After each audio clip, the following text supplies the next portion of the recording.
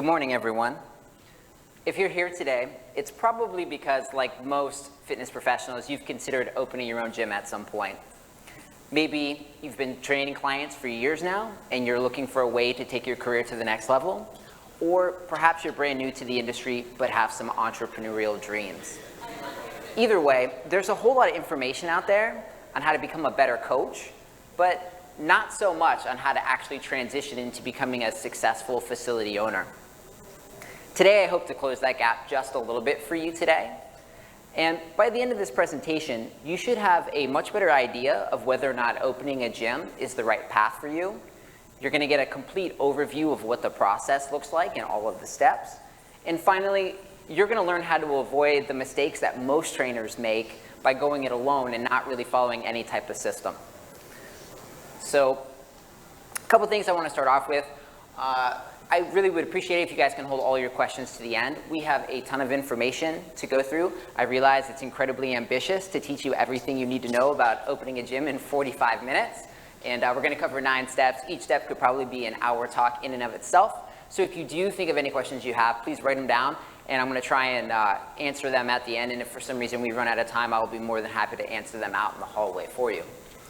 Second, one of the things that is always a challenge for me at a lot of these sessions when I attend is I get really excited, I retain a lot of knowledge, but then I get back and I'm like, man, I have no idea what to do with this information. So I did something really special for you guys, and I have included a checklist, 3 pages on how to open your first gym.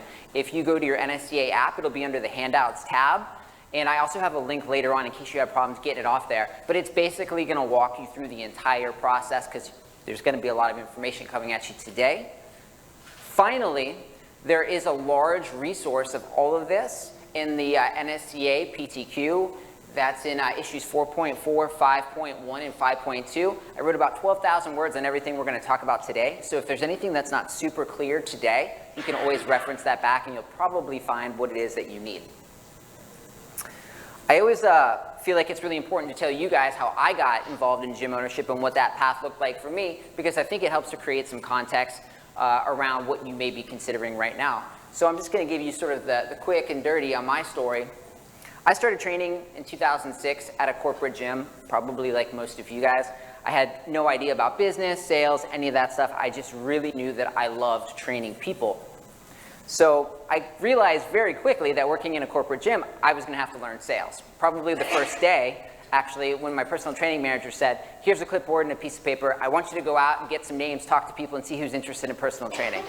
I just kind of stood there, caught off guard, but needless to say, I went and did it.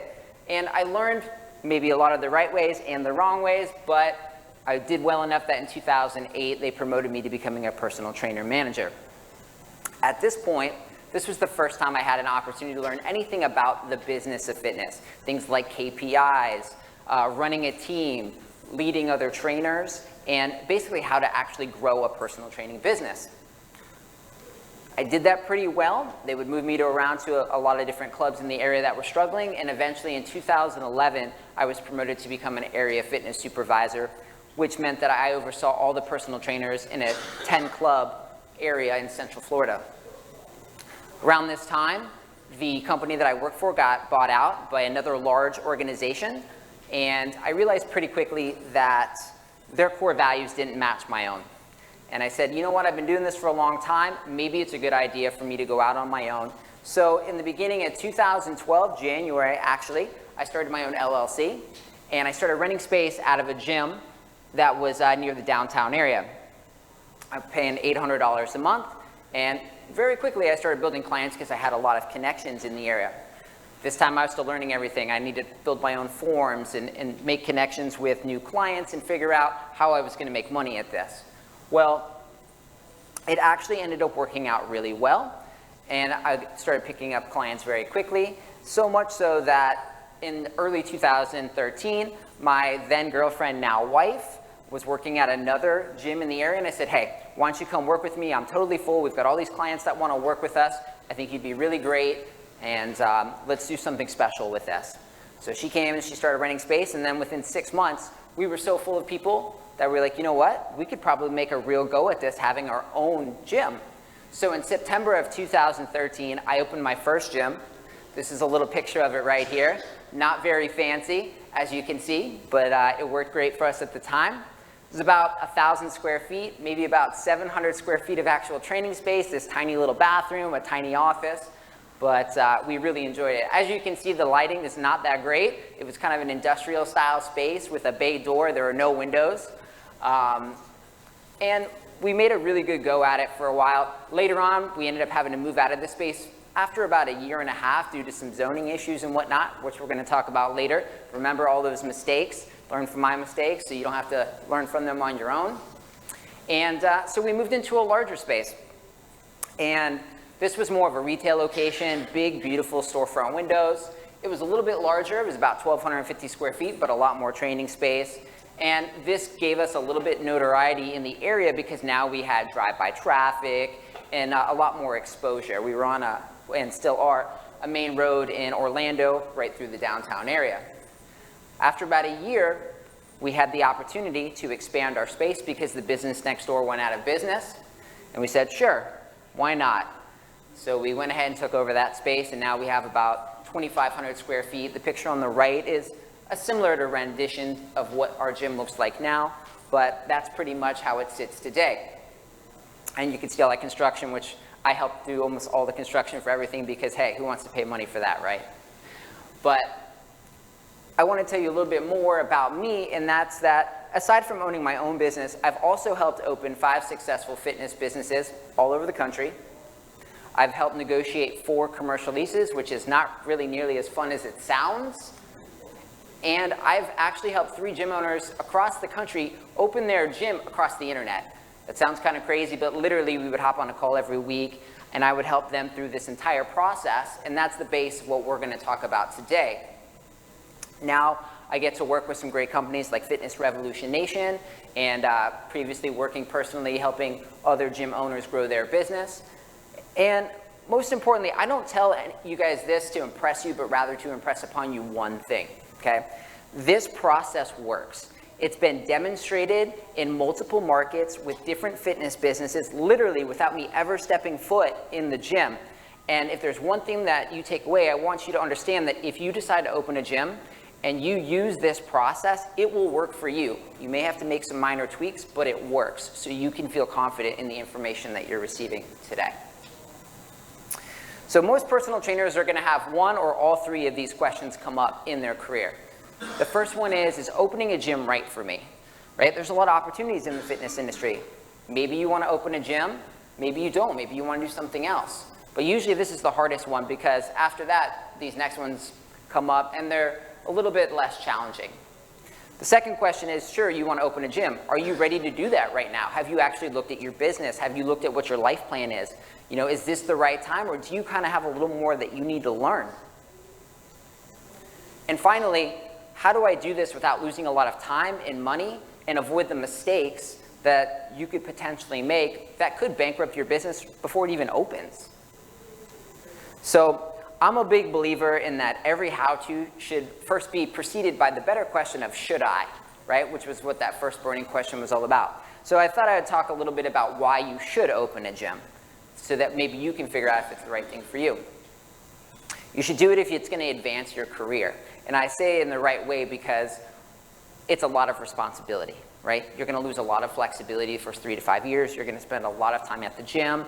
You're going to have to learn a lot of new skill sets that might be very uncomfortable for you, such as leading a team, right? You're going to have this big new space, presumably, and you're going to help more people, but guess what? You can't do that on your own, right? You're going to need to leverage the skills of other people, and leadership is a skill in and of itself. You should open a gym if you're going to save money. This is pretty rare that this actually happens, but it does sometimes. For example, when my wife and I moved into our first gym, we were only paying slightly over $800 a month in rent. However, at the studio that we were renting space from, we were paying $1,200 a month. So we actually got a little bit of a cost savings. That's not very common, but it might happen. You should open a gym if you want to make a bigger impact in the area. You know, we got into this business because we want to help people, and as one person, you can only do so much. But if you have a larger footprint and you have a lot more traffic, there's more that you can do. And of course, if these things are all true, then it probably does fit your ideal career vision. This next one is one of my favorites, why you should not open a gym, okay? Maybe you're tired of hearing all that Taylor Swift on the radio at your gym. You've heard that song 4 times every day and you just can't stand it anymore. Maybe you don't like your boss. Maybe you think, oh, he just doesn't get training. All he cares about is sales. That's not a good reason to open a gym. Or maybe you want to build the perfect gym for yourself. I just want a place where I can come and train on the equipment that I want, when I want. That's a great way to go out of business real fast. You definitely shouldn't open a gym if you don't have a full book of clients, because the #1 reason why most businesses, let alone gyms, close is because they're undercapitalized. They don't have enough money or they don't make enough money. And finally, you definitely shouldn't do it because that's what everyone else does. We're living in a time in the fitness industry where there's more opportunities than there have ever been. You don't have to be a gym owner. We've looked at this paradigm and we say, okay, I'm a trainer, I'm really good at what I do, what's the next step? Well, that next step isn't always opening a gym, right? If you want to start a family or you like to travel a lot, opening a gym isn't really going to support that vision. So it's really important that you think about what that vision looks like and then try and match that up with a better career opportunity. So if you have decided that that is the right move, then let's talk about the first step to getting started, okay? And that's what I call conducting a brand audit. This is about figuring out what you're all about so you can communicate what it is that you do to clients and potential clients. You could start with something like a mission statement. You know, Jane Smith Fitness exists to help the Baltimore community learn how to reclaim their life through exercise. You know, whatever it is, that's just a basic idea of what a mission statement is. But you have to understand why you're doing this, and people want to connect to a cause. Right? They want to connect to you and they want something bigger than just to work out. Next, you got to do a little, deep dive into what your training philosophy is. Even if you're a regular personal trainer renting space and you have no interest of opening a gym, it's really important to understand what your training philosophy is so that you can communicate that, right? What makes you different than every other trainer on the same street or in the same city? And I talk about this as like, not just about what you believe about exercise, but also what you believe about how you deliver that coaching. Right? And then that sort of creeps into your business model, right? Do you believe that it should be done in a small group atmosphere, in a one-on-one atmosphere, etc.? And then finally, you need to put together what's called your UVP, right? This is kind of like the DNA of your company. And an easy way of trying to figure that out or getting started on this is to take your training philosophy and your mission statement and combine them. But what I would tell you about this is you want to make sure that it resonates with your ideal customer. It needs to be in their own words, so that they can actually, reach and cling on to it and say, you know what, that really sounds like the kind of place that I want to be at. After you've done figuring out sort of what you're all about, it's time to sort of assess your numbers and figure out, do I have the type of revenue and do I understand the KPIs that I'm going to need to run this business successfully? So basic revenue stats are things like your gross revenue, which is total amount of sales that you do every month. Then you've got net, which is the profit, right? After you take the cost of all your expenses out of your total revenue, that's basically what you're left over with. It's probably what you guys are used to basically claiming as your paycheck. A couple different types of expenses you're going to have to consider, right? We have recurring monthly, things like your rent, your utilities, water service, whatever you need, basically everything you're going to pay on a monthly basis. And then you have one-time expenses like purchasing equipment or any other startup expenses, buying a sign, or any other thing that you're going to need to actually run this business. You want to take all those expenses and your projected revenue, and you want to start building a startup budget, okay? Because that way you can create some limits to what you're anticipating, how much money you're going to need, or how much money you're willing to devote to those types of things. You're going to also take into account your customer stats. If you don't know these, you really need to get on them because this is the lifeblood of your business, okay? The 3 most important ones, in my opinion, for someone that's getting ready to open a gym is the retention number. Is my retention good? Because if it's not, I should probably fix my process about what I'm doing as a trainer before I try and replicate this or move it into a bigger space like a business. The next thing that you want to look at is your average customer payment. Usually it's expressed in a monthly number, right? How much does the average customer pay you by month, right? You can figure that out by what your total sales are divided by your average clients per month, and that's going to give you a pretty good idea of what your average client payment is. And you can use that number to calculate what we call your lifetime value of a customer. If you know your retention and you know how much somebody pays you a month, you can figure this out.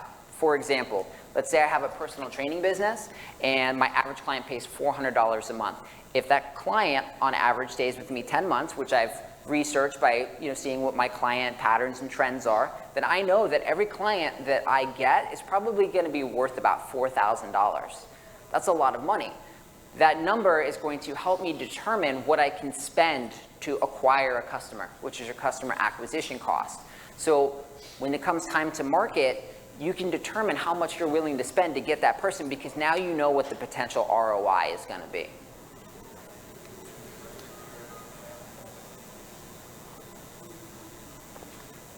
So after you know your numbers and you kind of know what your business is all about, now it's time to figure out, okay, how am I going to pay for this thing, right? Because this is usually the hardest part. Everybody has a dream and a plan, but whether or not you can get it off the ground is based on, can you afford to do it, right? Where's the money going to come from? Excuse me. So the typical route is self-funding. And this is what I would recommend for most of you if you're going to open your first facility. Unless you're going to open a large facility with multiple people, I don't really recommend getting a significant amount of funding, because you need all the cash that you can keep, and you don't want to go into debt before you even get started. So with self-funding, you're probably going to get the money either from your savings, maybe get a loan from family or a friend who doesn't need to charge interest on it and doesn't need it back very quickly, or interest-free credit cards. I wouldn't say that that's a strategy you always want to use, especially if you don't have very good credit or you're not good at managing money. But this has been a very successful way for a lot of people that I've helped actually purchase their first equipment for their studio, because you can usually get an interest-free credit card for 18 months. So it's like a free loan to yourself as long as you're good about paying it back. Should you want to open a larger facility or you have larger capital needs, there are some other options in the traditional realm. You could get typical bank financing from like a Bank of America or a Chase, or you could work with the Small Business Administration to get a loan. The challenge with this is you're going to have to create a pro forma, you're going to have to build a business plan, and you're going to have to submit a lot of documentation to get this off the ground. So it's going to be really important that you have some really airtight plans, and that you also have good financials up until this point if you want to go that route. And frankly, most people won't be in that position. So this is another reason I don't typically recommend that. You can also go the route of alternative lenders, such as like Circle Funding or Open Deck loans or any of those things. The problem is the interest rate is going to be sky high, so please stay far away from those. Finally, you got one other option, and that's partnership. Maybe you have a silent investor that's interested, or perhaps you have another owner-operator who's currently training clients that's also interested. That's a great way to split the cost. It's just really important to make sure that you guys really delineate who's doing what the roles are, and you go into it right off the bat having a partnership separation agreement, because even though everybody hopes that it's going to go well, it may not. So those first three steps are what I really consider sort of the pre-planning stages. The next ones are kind of, once you already say, yeah, I'm ready to pull the trigger, I've got that in order, this is how we start taking some action, okay? This step right here, obtain local operating documents, is not very sexy or exciting. It's probably the last thing fitness professionals like to talk about. But this is one of those ones where I want to put a little star next to it and say, this is where most people make their mistake. You know, I get so caught up in the moment and doing all this stuff that we often forget to get just the documents needed to operate this business legally. And if you get shut down, it's going to cost you a bunch of money. So the first document that you're probably going to need is what they call a health studio certificate. Not all states require this, but a lot of them do, and more of them are requiring it now. Unfortunately, the gym business isn't one of the most altruistic businesses, and there's been a lot of people that have taken money and just run off the next day with all of their customers' money. So this document requires you to register with the state and to also post a surety bond if you're going to do like recurring monthly payments with your clients, so that it can make sure that there's some type of security in place for your clients if you just run off tomorrow, shut the doors, and disconnect your phone. You're also going to have to submit a copy of your training agreement or your membership agreement so that the state can keep that on file and make sure that you're doing business appropriately. The next two items that you're probably going to need are going to be a city business license and or accounting. Sometimes you need one and don't need the other. Sometimes you don't need any. This is where it really starts to vary a lot more from state to state or municipality that you're in, simply because all of the local laws are different. So when it comes to this stuff, I think best practice is probably to do two things. Number one, scour the internet, right? Look and see what your local municipality requires, and if your state requires a health studio certificate. And then the second thing I would do is follow up and call your local city hall or local government and say, hey, I'm planning on opening a gym. Can you tell me what documents I need, because I want to make sure that I'm not missing something. Between those two things, you should pretty much be able to cover your bases and make sure that you're good to go. After that's done, here comes the fun part, right? We're fitness professionals. We like picking out equipment, but this is also where a lot of people get in big trouble, okay? We talked about building this gym for you. Well, you have to refer back to your training philosophy and your business model. Who am I training, right? What do they need? How can I get the best results for my clients? What are the minimum viable equipment purchases that I can use to get started that will also allow me to deliver the best possible experience and results for my clients? So I would urge you to remember one thing. This is your first gym. It hopefully won't be your last, so don't go crazy and spend a ton of money on equipment and go short somewhere else. Like I was saying, you do want to take into account that business model. For example, if you're doing one-on-one training, you probably only need 1 to 2 of any particular item. However, if you're doing large group training where there's 20 people, you might need 20 slam balls or 15 slam balls and 10 TRXs, and that stuff adds up fast. So you have to remember, what is the minimum viable equipment I need to get my clients results, and how many of them do I need? One of my best practices here, and you guys may not be able to see this too great, but I'm going to kind of walk you through it, is to create a 3-column list, right? This will help you stay really logical and avoid the emotional process of buying the equipment. You're going to make 3 columns. In the first column, it's going to say must have. What are those pieces that you absolutely have to open and to operate and to help people? After you run through that list, if there's any money left into your budget, you can move over into the next column, which is would be nice to have, right? Maybe this is something that you're not going to use with clients every day, but you're like, man, I really feel like if I had this, there's some of my clients that would really benefit from it. And then you're going to list all those items out there. After that column, I'm pretty sure that you're not going to have any money left, because usually getting this thing started, it's not like people have an unlimited budget. But then the final column, which would be something you file away for later, is maybe someday. Maybe you want an Olympic platform, or maybe you want like the newest Kaiser equipment, high dollar stuff or stuff you're not going to maybe use every day. That's the kind of stuff that's going to go into that last column, and we're going to say, okay, if we're good and we make money down the road and we're going to reinvest in this business, then maybe I'll think about getting that stuff then. Finally, the second of the 3-step process, being step 6, because I kind of chunked these out into 3-step blocks, is to find the right location. This alone could take months. It usually will. I think the fastest that I've ever helped someone find something was probably around 4 or 5 weeks, and that's not very common. The longest that it's taken has been about 6 months for someone. Really depends on what the market's like in your area. But a couple of things you want to remember here are to define your non-negotiables.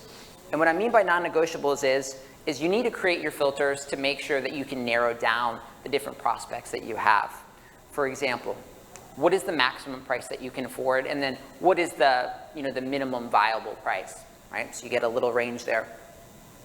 How about the distance from your current location, right? If you're already training people somewhere and you want to retain all those clients, which of course you do because you need as much money and business to start with as possible, maybe you can't be further than 5 miles away than where you're at. Maybe it's 2 miles, right? If traffic is really bad or you are in a really populated city center, it can maybe be 10 minutes, right? So you got to figure out what is the maximum distance that I can be from where I'm at if I want to retain all my clients, or be in a certain part of town where I have the most connections, whatever it may be. Size of your facility.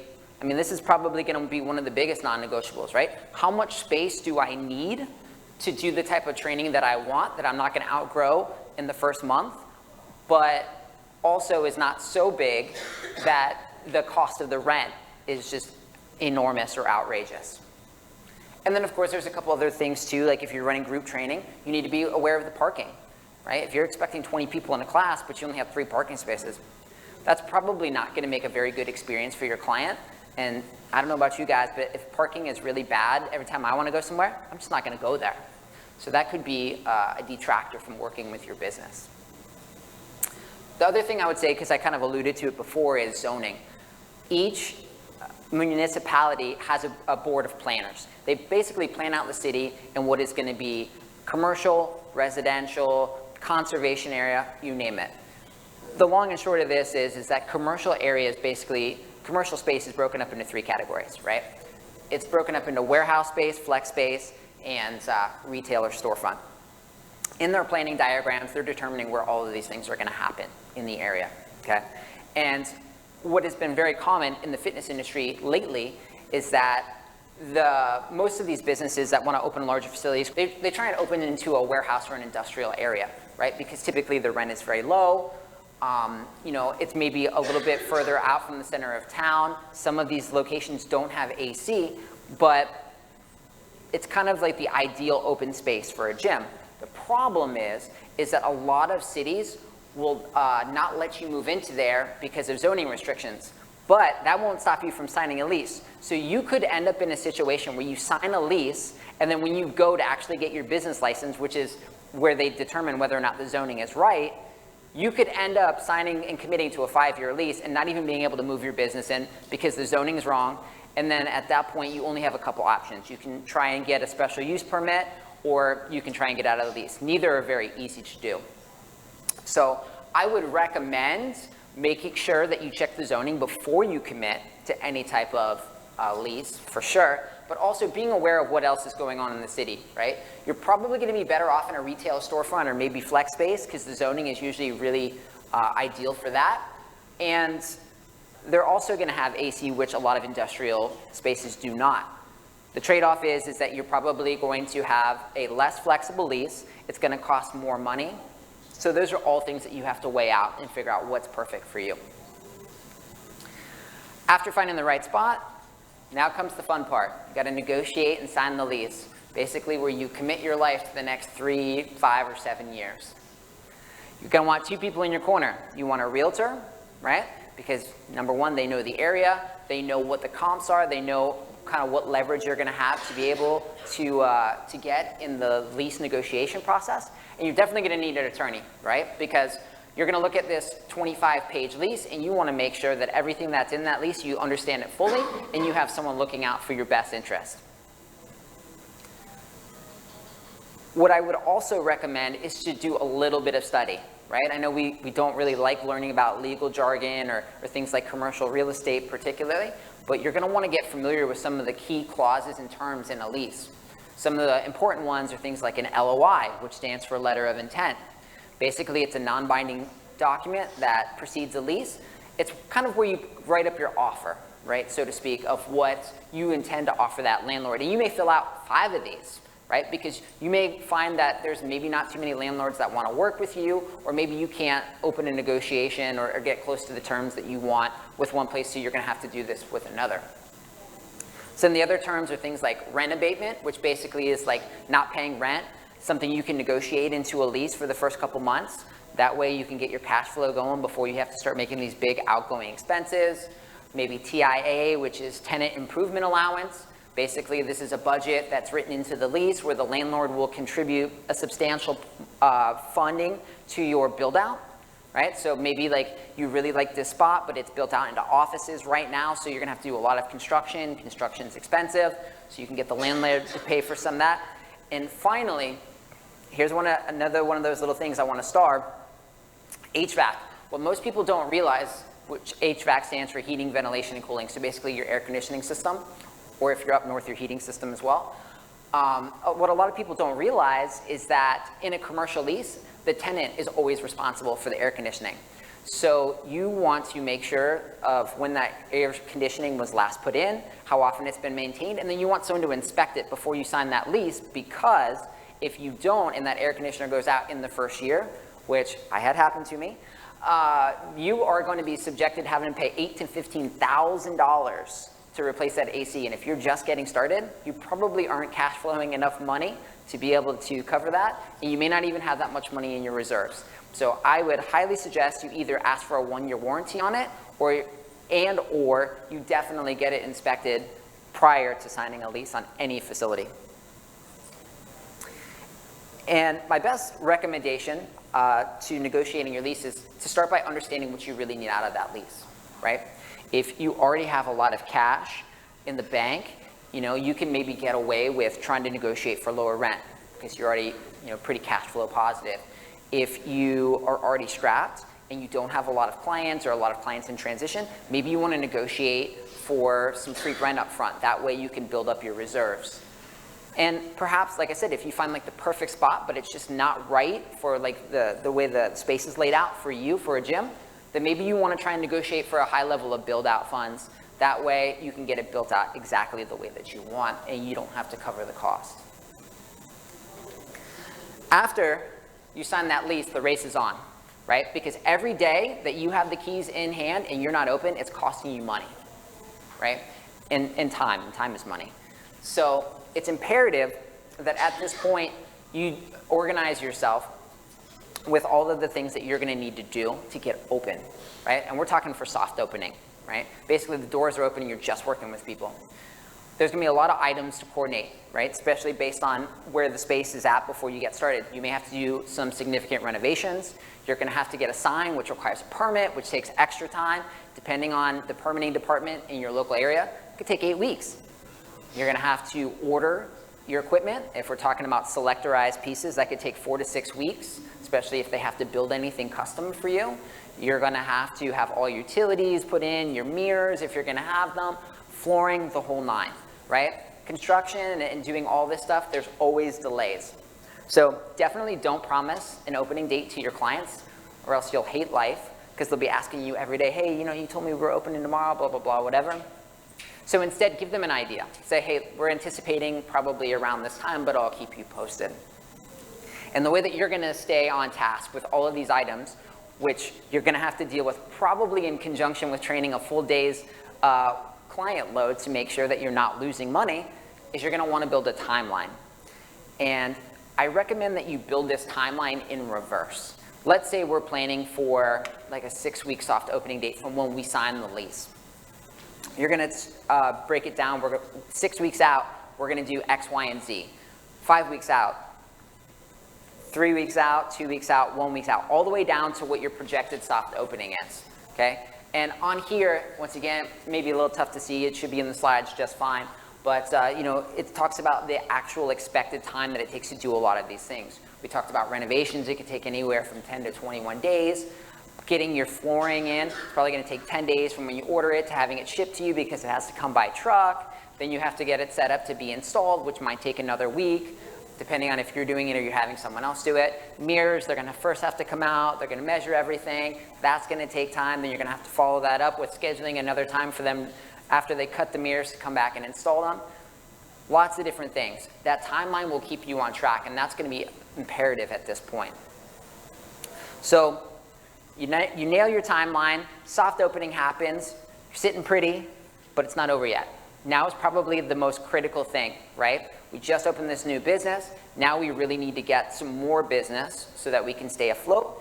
And this is probably the only time when you're going to have a really great opportunity to get the kind of visibility you want on your business. So now you got to plan your grand opening.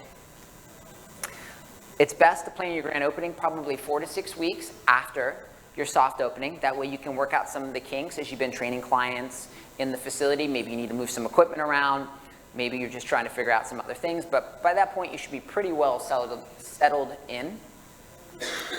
I recommend doing them on a Saturday, but make sure it's not on a holiday weekend. If you plan your grand opening on Labor Day weekend, Memorial Day weekend, 4th of July, I'm sorry, but no one's going to show up. They love gyms, they love coming and seeing your new place, but they're probably going to be on vacation. So don't do that. You want to include some really neat activities, such as ribbon cuttings, workouts, raffles. You're going to get some sponsors. you want to drive as much business in as you can, right? So this is when you're really going to lean on any other contacts you have in the area, maybe other businesses or whatnot, and say, hey, listen, I'd love to have you come out. If you want to donate a prize, we'll raffle it off, set up a booth. You're really trying to drive as many people in as you can, because this is your one shot, basically, to really make something big happen. Take to social media, okay? Obviously, we know how big social media marketing is right now. On Facebook, you can create an invite and an event, and you can send that out to everybody you know, ask people to share it. You can even put money behind it and boost it. Ask your sponsors to help you fill it up, put some flyers in their businesses, maybe ask them to tell their customers about it during transactions. And of course, you want to offer some special promotions.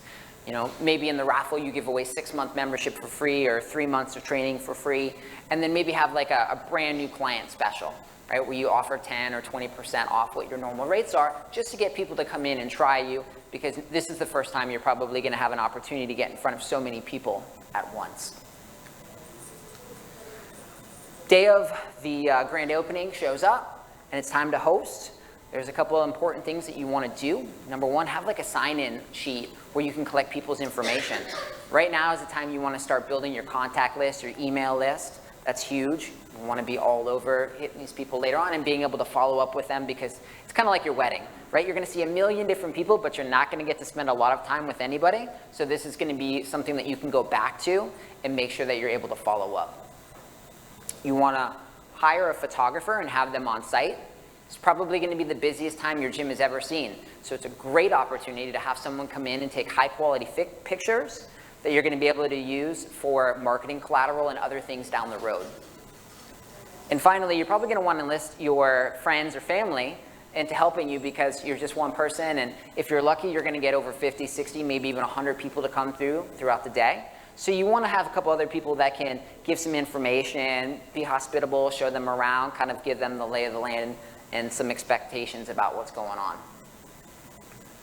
After the grand opening's over, we're going to go back to that sign-in sheet. We want to follow up with all the people we talked to, maybe get them back in for a strategy session or a free workout, and use that opportunity to sign them up as a client, because, hey, we need money. We need to keep this business running. And that's what you did, why we signed up for this, right? Because we want to help more people.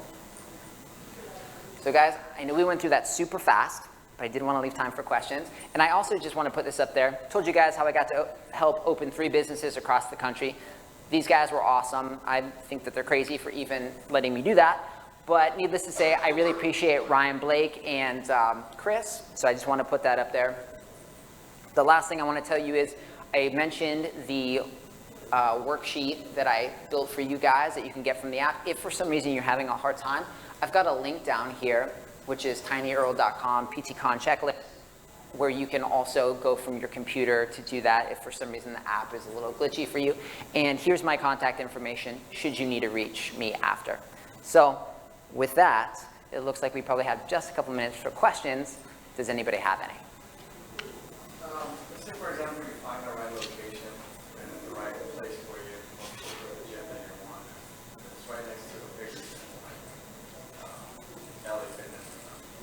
You find that a small gym is actually advantageous to get clients because they're trying to get away from the big gym, whether than kind of like you should stay away from that area. Great question. So the question was, for you guys that didn't hear it, was let's say you want to open a gym. Should you open near a large gym? Will that be beneficial because there might be people that might see you come by? Or is that a bad idea because maybe some of your clients will want to go there? My response to that question would be, number one, depending on how close you're talking about, like in the same strip center, you may not be able to. Most leases, if they're written well, basically have like a non-compete that's kind of built in, saying like part of our agreement in this lease is you're not going to also rent out space to a competitor. If it's a little further away, maybe like across the street or something, I think it could work either way. I don't believe that it's like a hindrance, because I think that ultimately, the goal through all your marketing is to create what you're all about, right? And that's probably very different than what that large gym is. So I don't think that it really has a lot to do with whether or not you're going to be successful, but it could bring you business too, because there's probably going to be a bunch of people that are leaving that gym. They're like, oh man, today's workout was terrible. I need someone to help me. And they're like, oh, look, there's this gym across the street. So I don't think it would help or hurt you, but I don't think that you're going to be able to move into the same center as them, because I'm sure in their lease it's written that they can't. And I would also recommend that when you write your lease, you do the same thing so a competitor can't come in and try and take your business away. Anyone else? Awesome, guys. Well, I appreciate your time and thanks for coming out.